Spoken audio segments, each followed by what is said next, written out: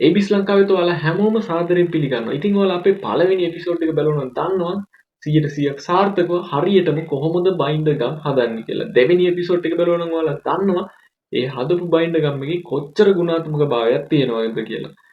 ඉතින් ඒව දැනගත්තට විතරක් මදි ඔයා ප්‍රායෝගිකව කරලා ඒ අත්දැකීම ගන්න. තුන්වෙනි වීඩියෝ විදියට මේකේ යන්නේ ඒ අපි දන්න දේ කොහොමද හරියට සාර්ථක බිස්නස් එකක් බවට පරිවර්තනය කරන්න කියන දේ. ඉතින් රැඳෙන්න මේ වීඩියෝ එක අවසානයේත් ඒ ජීවිතේට වටින වැදගත් වීඩියෝ එකක් තමයි අද Abiz ලංකාවේ තියෙන මේ ගේන්නේ.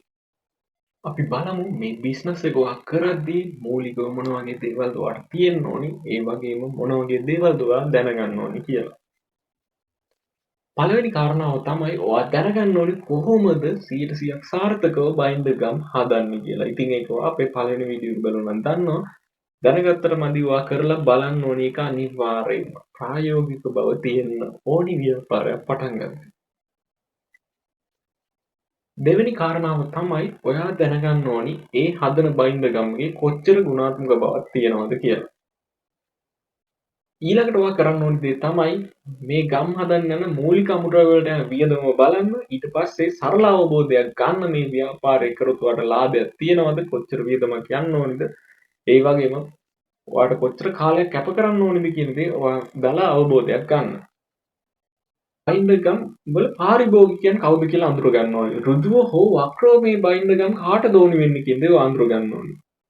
මෙන්න මේ ඍජුව හෝ වක්‍රව කාටද ඕනි වෙන්නේ කියලා පාරිභෝගිකයන් අඳුරගත්තට පස්සේ ඔයා ටාගට් කරන්න ඕනි මෙන්න මේ පාරිභෝගිකයන් පිරිසකට තමයි මම මේ බයින්ඩර් ගම් හදන්නේ කියලා. අන්න ඒක ඔයා අරමුණු කරගත්තට පස්සේ කියන්නේ ඔයාගේ පාරිභෝගිකයන් පිරිස ඔයා අඳුරගත්තට පස්සේ ඔයාට නියමිත වැඩපිළිවෙලකට ඔයාගේ වැඩ ප්ලෑන් කරගන්න පුළුවන්. ඒ කියන්නේ ඇසුරුම් කරන්නේ කොහොමද කරන්න ඕනි කියන දේ ඔයාට ප්ලෑන් කරගන්න පුළුවන්. ඒ වගේම වෙළඳ ප්‍රචාරණය කොහොමද කරන්න කියලා ඔයාට අදහසක් ගන්න පුළුවන්.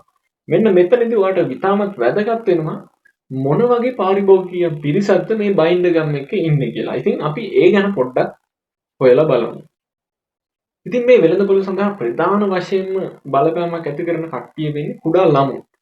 ඒ කියන්නේ පාසල් අධ්‍යාපනයේට පෙර සහ එක වසරත් පහ වසරත් අතර ළමුන් ගොඩ දෙනෙක්ට මේ නිර්මාණශීලී හැකියාව දියුණු කරගන්න බයින්ඩර් ගම් ඕන වෙනවා. එයාලගේ පොළ වලින් කරන එක එක වැඩ, ඒ වගේම දී ආශ්‍රිත වැඩ, ඔය එක එක අමුද්‍රව්‍ය යොදාගෙන කරන වැඩත් එක්ක ඒ ළමයිට ගොඩාක් ඕනි වෙනවා මෙන්න මේ බයින්ඩර් ගම්. එතන ලොකු වෙළඳපොළක් තියෙනවා.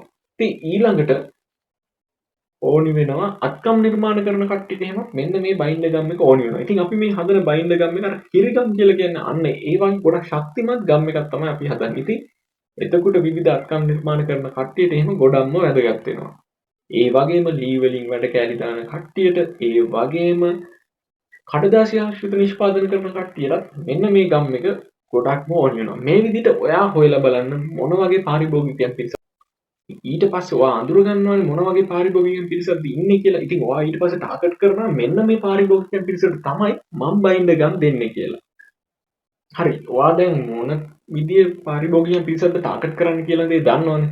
දැන් ඊට පස්සේ ඔයා ගැන පොඩ්ඩක් බලන්න ඕනේ. කුඩා ව්‍යාපාරිකයෙක් විදිහට ඔයා ව්‍යාපාරයක් ආරම්භ කරද්දී ඔයා ගැන දැනගෙන ඉන්න එක ගොඩක්ම වටිනවා. ඉතින් එතකොට ඔයා මුලින්ම ඔයාට තියෙන ශක්තිය මොනවාද මේ වැඩේ කරන්න. ඒ වගේම ඔයාට තියෙන හැකියාව මොනවාද කියලා ඔයා හොයලා බලන්න ඕනේ. ඔයා ගැන දැනගන්න ඕනේ. පළව කියන්නම් ඔයාට තියෙන හැකියාවන් ටිකක් ඔයා නිකන් හිතලා බලන්න.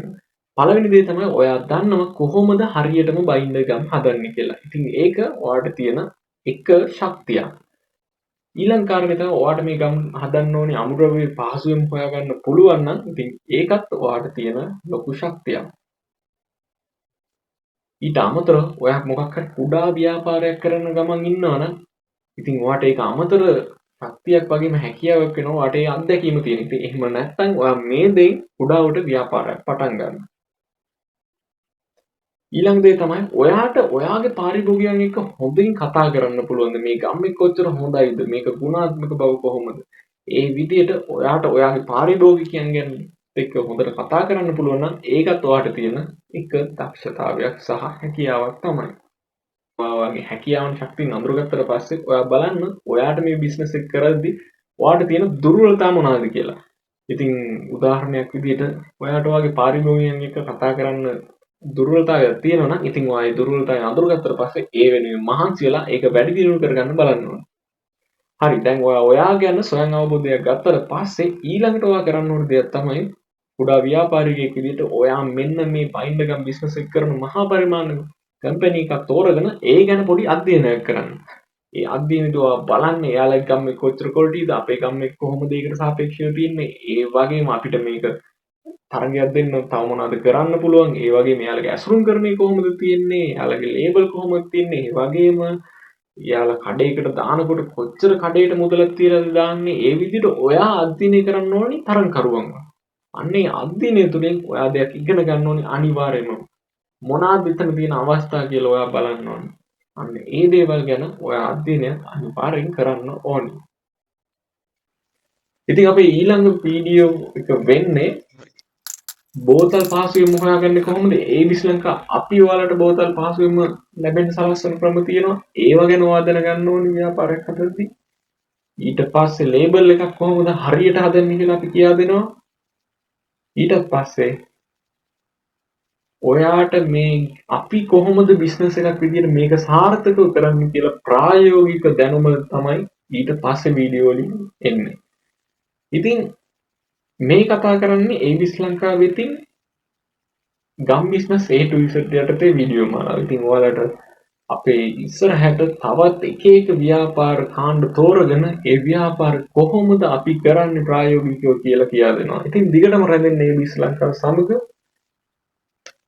Abiz Lanka YouTube channel එක subscribe කරලා තියාගන්න. ඔයාලට අනිවාර්යෙන් අනාගතේ වැදගත් වෙන ඔයාගේ ජීවිතේ සතුටෙන් තියන්න පුළුවන් හොඳ channel එකක් තමයි Abiz Lanka කියන්නේ.